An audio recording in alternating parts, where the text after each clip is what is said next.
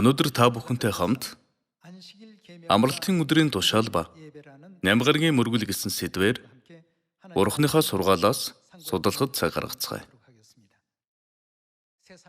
Сүүлийн үед тархаад байгаа коронавирус, уур амьсгалын өөрчлөлт, бидний төсөөлөөчгүй үе олон гамшиг бууж байгаа талаар хүмүүс мэднэ.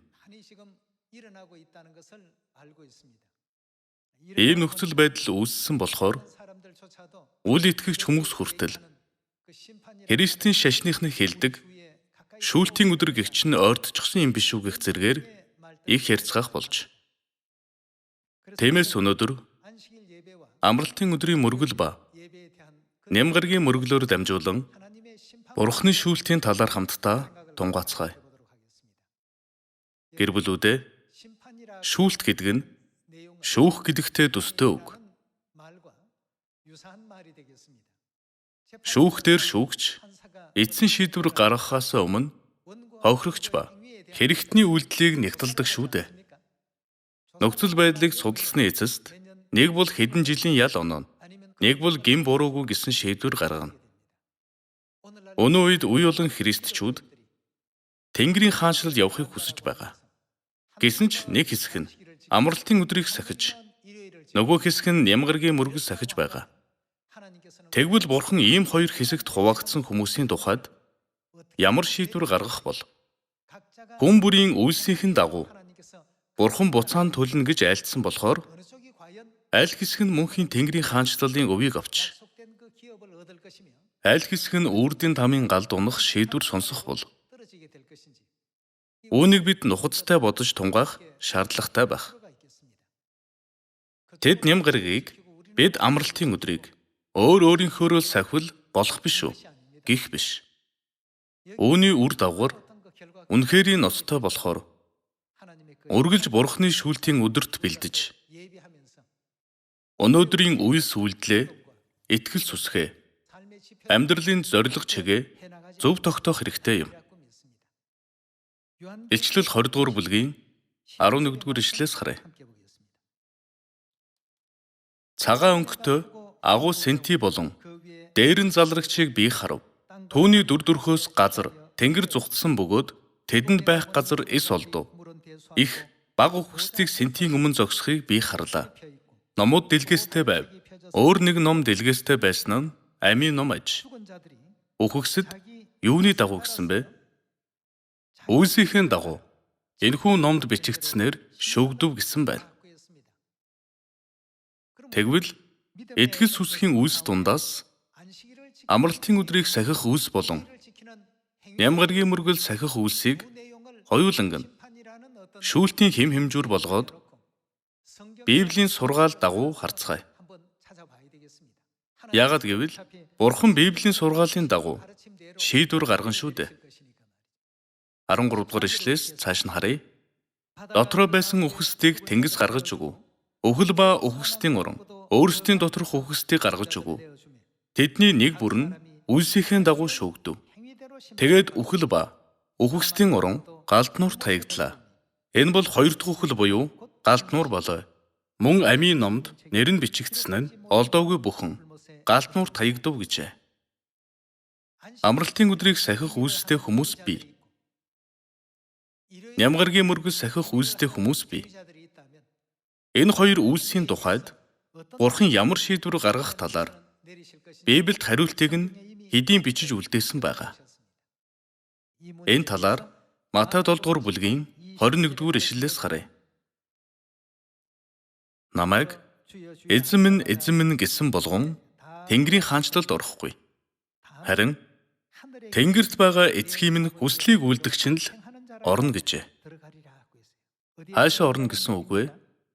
Эцгийн хүслийг үлдэгч нь Тэнгэрийн хаанчлалд орж, тэгж чадаагүй хүмүүс нь үрдийн тамийн галд орохоос өөр аргагүй гэж Есүс сургасан байна. Тэгвэл аль нь эцгийн хүслийн дагуух мөргөл тэмдэглэж байгаа юм бол? Гэтэл 20 дугаар бүлгийн 8 дугаар ишлэлээс харъя.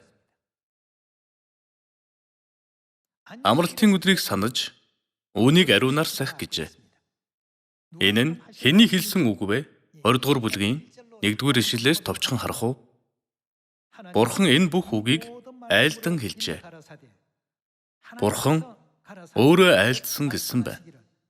Чамайг Египтийн газраас боолчлын гэрээс гаргасан. Би эзэн, чиний бурхан. Чи надаас бүр бурхадтай. Миний өмнө байж болохгүй. Өөртөө зориулан шүтэн. Эдгээр нь хэний айлдсан үг вэ? Бурхан хүслийнхээ дагуу энэ үгийг хүн төрлөختөнд айлдсан дүр зураг гарч байна. Дараа нь 5 дугаар ишлэлээс харъя. Тэдэнд чи бүү мөрөг, бүү үйлчил. Учир нь чиний бурхан эзэн, хартай бурхан бөгөөд намайг үзэн ядагчдын хувьд эцгүүдийнх нь хилэнцэн шийтгэлийг 3, 4 дахь үеийн хүүхдүүдэд нь хүртэл би буулгадаг. Харин намайг хайрлаж, миний тушаалыг сахигчдад мянган үед нь хүртэл хайр инэрлээ үзүүлдэг. Бурхан эзнийхээ нэрийг хуурмаг хоосонд бүү дурд. Учир нь нэрийг нь хуурмаг хоосонд дурдагчийг эзэн шийтгэлгүй эс орхино. Дараа нь юу гэж айлдсан бэ? Амралтын өдрийг санаж, үүнийг ариунаар сах. Энэ нь хэний хүсэл билээ? Эцгийн минь хүслийг үлдэгч нь л Тэнгэрийн хаанчлалд орно гэсэн болохоос эзэн минь гэж Бурхны нэрийг л зөвхөн дуудлаа гэд Тэнгэрийн хаанчлалд орж огт чадахгүй гэсэн байна. Тэгэхээр амралтын өдрийг санаж үүнийг ариунаар сах гэсэн энэ тушаал нь Бурхны хүсэл зорилго шингэсэн сургамж байна шүү дээ.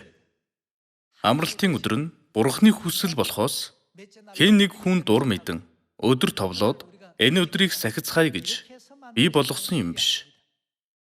Амралтын өдрийг Бурхан өөрөө хуульчилж тогтоосон.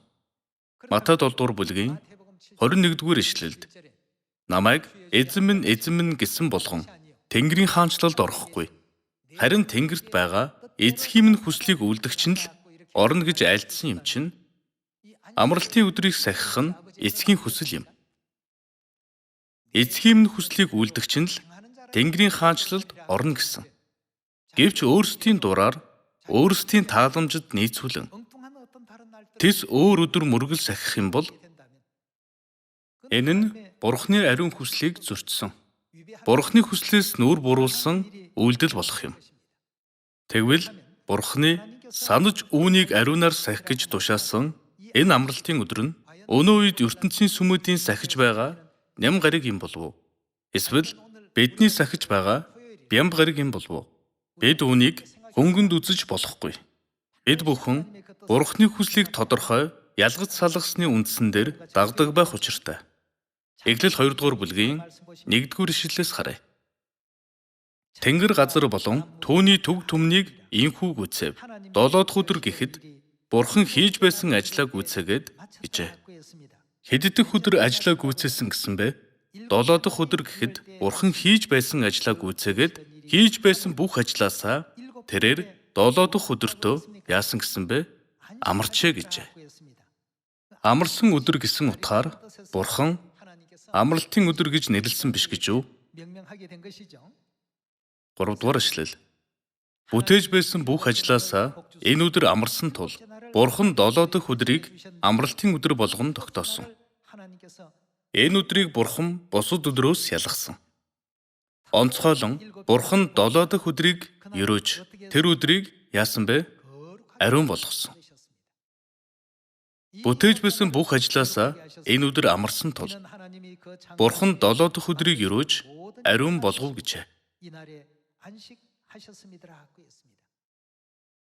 Нэг үгээр хэлэхэд 7 дахь өдөр бол Бурханаас ерөөл хүртэх өдөр. 7 дахь өдөр бол Бурхан биднийг ариусгадаг өдөр. 7 дахь өдөр бол бидэнд амралт олгох өдөр. 7 дахь өдрийн тухайд Бурхан энэ мэт онцгой утга учир шингээсэн. Тэгээд энэ өдрийг 10 тушаалын 4 дахь тушаал болгож амралтын өдрийг санаж үүнийг ариунаар сах гэсэн энэ тушаалаа Бурхан өөрөө бичсэн. Тэгэхээр Бурханы ямар баттай хүсэл шийдвэр үүнд шингэсэн байгааг бид амархан ойлгож болохоор байна шүү дээ. Мойсес хэлбэрийн хутгаар чулуун хавтан дээр бичсэн юм биш. Бурхан хуруугаараа өөрөө бичв гэж би. Тиймд Бурханы хичнээн агуу хүсэл шингэсэн өдөр билээ дээ. Тийм биш гэж юу? Биднийг ариун болгож, ерөөл өгч, амралт олгох Ийм агуу утга учир шингэсэн өдөр бол энэхүү 7 дахь өдөр юм. 7 дахь өдөр чинь ням гарагийн биш үү гэж асуудаг хүмүүс бий л дээ. Тэгвэл Библиэд хэд дэх өдрийг эхний өдөр гэд, хэд дэх өдрийг 7 дахь өдөр гэснийг Марк 16 дугаар бүлгийн 1-р ишлэлээс харцгаая. Амралтын өдөр өнгөрөхөд. Амралтын өдрийг хэд дэх өдөр гэсэн бэ? 7 дахь өдөр өнгөрөхөд гэжээ. Гаригийн тогтолцоо 7 өдөртэй. 1 дэх, 2 дэх, 3 дэх, 4 дэх, 5 дэх, 6 дэх, 7 дэх гэд дахиад давтагдана. Амралтын өдөр нь 7 дахь өдөр болохоор дараагийн өдөр нь эхний өдөр. Тийм эсхийг 16 дугаар бүлгийн 1-р ишлэлээс харцгаая. Амралтын өдөр өнгөрөхөд Магдалийн Мария, Яаковын эх Мария, Саломе нар ирж түүнийг дослохоор анхлын үнэртэн худалдаж авчээ. 7 хоногийн эхний өдөр, амралтын өдөр нь хэд дэх өдөр гэсэн бэ? Өөрөөр хэлбэл 7 дахь өдрийн дараах эхний өдөр. Маш эрт нар мандахад тэд булшинд хурч ирэв. Тэд өөр хоорондоо эхний өдөр ямар үйл явдал болсныг ухацтай хараарай. Тэр булч чулууг булшны амнаас хэн бидэнд өнхрүүлж өгөх билээ гэж ярилцаж байв. Дээш харахдаа тэр булч чулуу хэдийгээр асар том байсан ч түүнийг өнхрүүлэн зайлуулсныг тэд харжээ гэжээ. Энэ нь Есүсийн амьдсан дүр зураг. Үүнийг New Living Bible гэдэг англи библиэс харуул энэ өдрийг 7 хоногийн эхний өдөр гээгүй шууд Sunday гэж бичсэн байдаг. Sunday өөрөөр хэлбэл ням гарагийн өглөө эрт гэж илэрхийлсэн. Бас Good News Bible-д ч яг адилхан. Ням гарагийн өглөө эрт гэж илэрхийлсэн байдаг. Тэгвэл эхний өдөр нь өнөөгийн гаригийн тогтолцоогоор бол ням гараг. Есүс хэд дэх өдөр амьдсан бэ? Ням гарагт амьдсан. Есүс хизээ амьдсан бэ гэж асуувал бүхэл урсгалын сүмийнхэн ням гарагт гэж хариулдаг. Бүх урсгалынхан адилхан хариулдаг. Библийн дагуу ням гараг нь 7 өдрийн хэд дэх өдөр вэ гэдэг нь энэ асуудлын гол түлхүүр. Библиэд эхний өдөр гэж илэрхийлсэн. Амралтын өдөр нь 7 хоногийн 7 дахь өдөр. Харин ням гараг нь эхний өдөр учраас амралтын өдөр байх боломжгүй. 7 дахь өдрийг Бурхан амралтын өдөр болгон тогтоосон. Эхний өдрийг амралтын өдөр болгон тогтоосон гэж Библийн хаанч байхгүй. Тэгэхээр ням гараг нь эхний өдөр юм бол 7 дахь өдөр нь мэдээж бям гараг. Тиймээс л 7 хоногийн эхний өдөр маш эрт гэсэн нь бям гарагийн дараах эхний өдөр ням гарагт маш эрт гэсэн утгатай. Библиэд тодорхой тайлбарласан баха. Тийм учраас эртний юудачууд бям гарагт амралтын өдөр сахидаг байсан болохоос ням гарагт сахисан хүн байгаагүй. Өнөөгийн Христийн шашинтнууд өөрсдийн сахиж байгаа мөргөлийн өдрөө зөвтгөн түүнийг эзний өдөр гэдэг. Гэвч Матай 12 дугаар бүлгийн 8 дугаар ишлэлээс харахад Есүс өөрийгөө амралтын өдрийн эзэн гэсэн болохоос ням гарагийн эзэн гэж айлтаагүй. Тэд Бурхны ариун хуулийг устгаж оронд нь үрийн сүл тарьсан. Энэ үрийн сүл манай эртний 321 онд таригдсан гэдэг. Энэ нь Есүсийг тэнгэрт одсноос 300 орчим жилийн дараа болсон явдал. Он цагаар нь авч үзсэн ч Есүс болон шавнар нь ням гарагийн мөргөс захиж байгаагүйг бид мэдэж болохоор байна. Бурхан энэ ертөнцийг шүүх үед хүн бүр үйлсийнхээ дагуу шүүгдэнэ гэж бий. Тэгвэл ням гарагийн мөргөс сахисан үйлс ба бям гарагт амралтын өдрийг сахисан үйлсийн тухайд Бурхан ямар шийдвэр гаргаж хэрхэн шүүх юм бол? Хэнийг Тэнгэрийн хаанчлалд оруулж, хэнийг Тэнгэрийн хаанчлалаас хасах юм бол? Энэ нь Матай 7 дугаар бүлэгт айлдсантай яг адилхан. Эцгийн минь хүслийг үйлдэгч нь л Тэнгэрийн хаанчлалд орно гэж бий. Тэнгэрийн хаанчлалд орох шийдвэр сонсъё гэвэл ням гарагийн мөргөл сахиж огт болохгүй. Есүс ч тэр, элч нар ч тэр хинч нэм гаригийн мөргөлийн талаар тунхаглаж байгаагүй. Есүс хаанчлын энэхүү сайн мэдээ дэлхийн хязгаар хүртэл тунхаглагдана. Та нарт тушаасан бүгдийг минь захин биелүүлэхийг тэдэн заа гэж альцсан. Харин Есүс нэм гаригийн мөргөлийг сахиараа гэж тушаасан удаа би юу? Библийн хаанч байхгүй. Христмас талархлын баяр гэх мэт баярыг тунхаглаарай гэж альцсан удаа би юу? Эдгээрэн самар дэлхийн хязгаар хүртэл тунхаглагдах ёстой сайн мэдээ биш.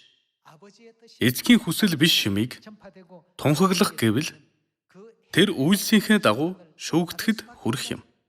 Тийм биш гэж үү? Одоо бидний сахиж байгаа энэ амралтын өдрийг эцэг бурхан энэ дэлхийд ирээд зааж өгөөгүй байсан бол та бүхэн ч би ч амралтын өдрийн талаар мэдэж чадах байсан уу? Чадахгүй байх байсан. Сүнс болон сүйт бүсгүй оршдог Сионд амралтын өдрийг сахиж байж л хамгийн зөв бүрэн төгс амралтын өдөр сахисан гэж хэлж болох юм. Тэгвэл та бид хаашаа явах вэ? Тэнгэрийн орны хуулийн эмгэгтгэл гэж хэлж болох.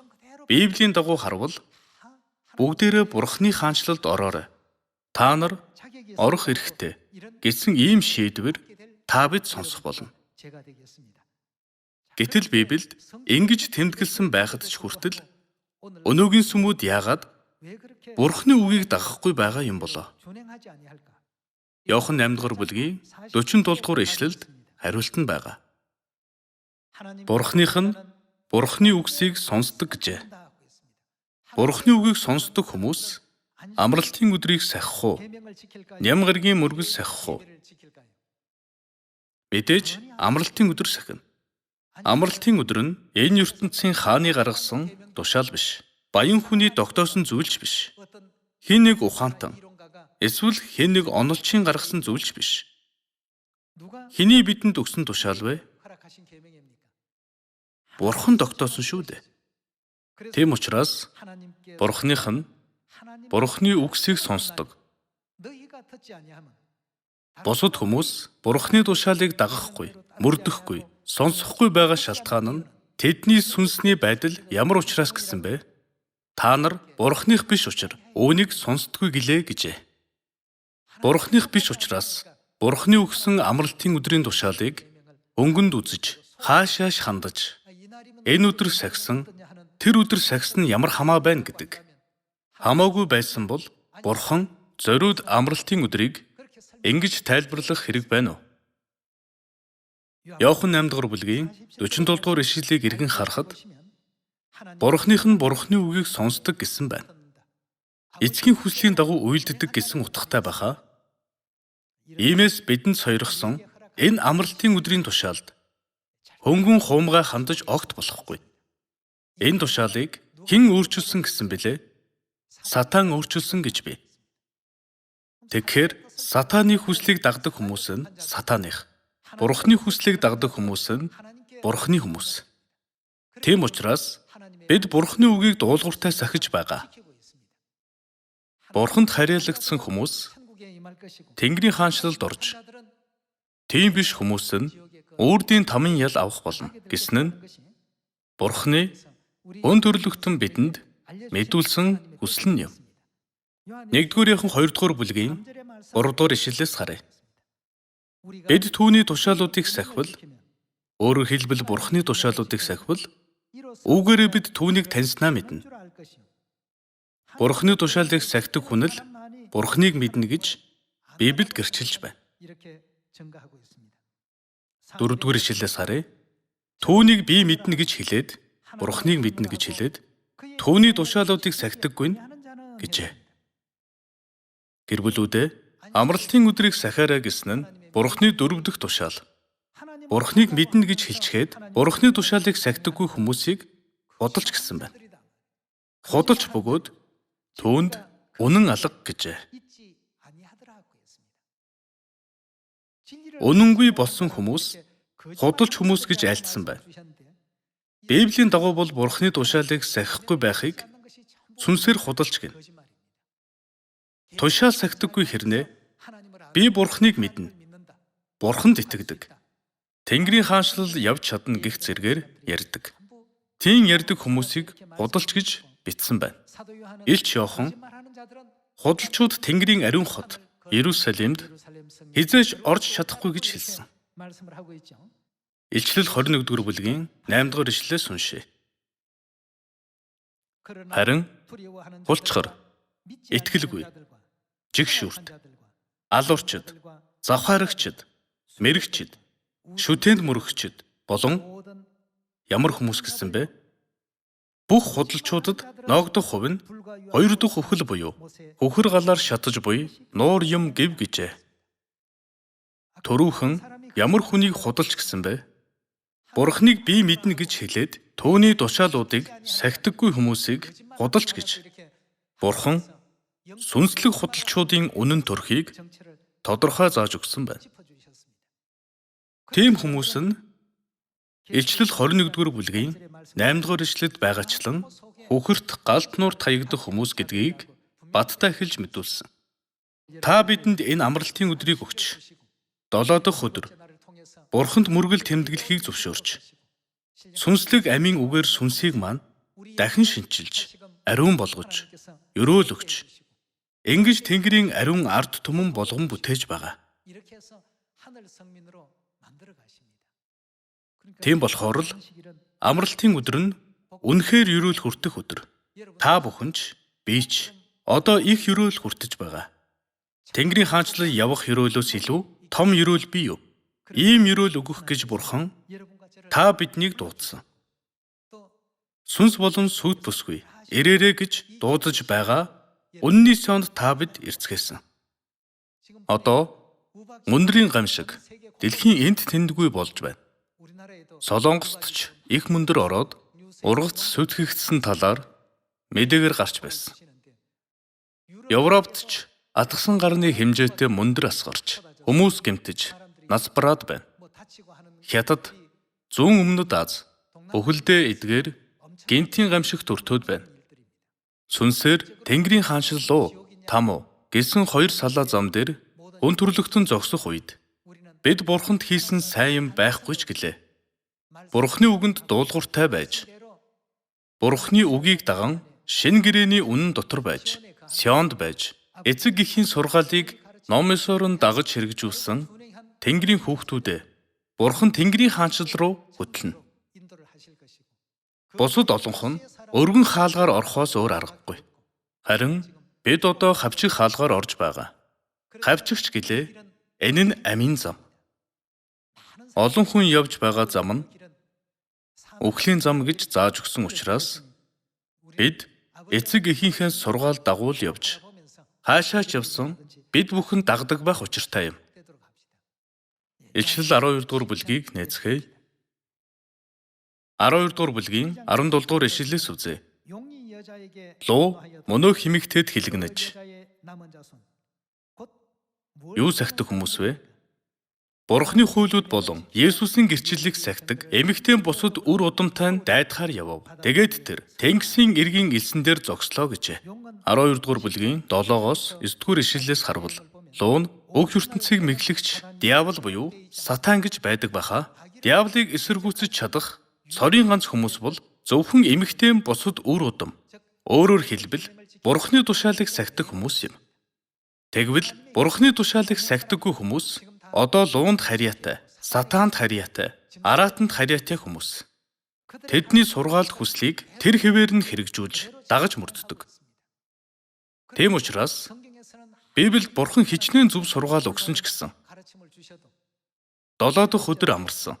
Амралтын өдрийг санаж, үүнийг ариунаар сахих гэж тушаасан ч тэд дагахгүй. Сахихгүй байгаа нь тэд Бурханых биш учраас тэгж байгаа гэсэн байна.